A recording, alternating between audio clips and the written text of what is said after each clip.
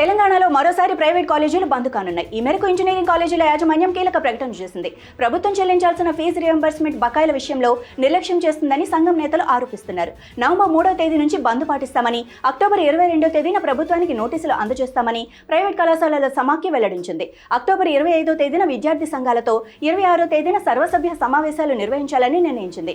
November 1వ తేదీ నాటికి అన్ని పార్టీల నేతలతో సైతం కలిపి సమావేశం జరపాలని భావిస్తున్నారు.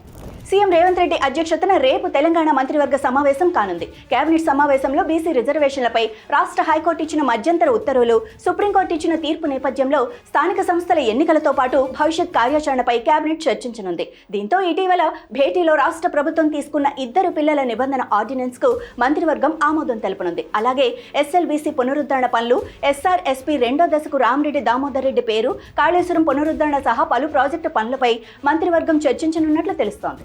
జూబ్లీహిల్స్ ఉప ఎన్నిక నామినేషన్ల దాఖలు రికార్డు స్థాయిలో సాగింది. మొత్తం 211 మంది అభ్యర్థులు 321 సెట్ల నామినేషన్లు దాఖలు చేశారు.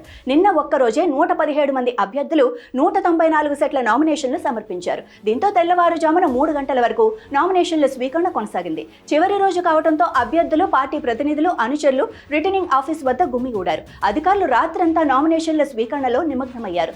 ఈ రోజు ఉదయం 11 గంటలకు నామినేషన్ల పరిశీలన చేపట్టనుండగా ఎల్లుండి వరకు నామినేషన్ల ఉపసంహరణకు అవకాశం ఉన్నట్లు ఎన్నికల అధికారులు తెలిపారు.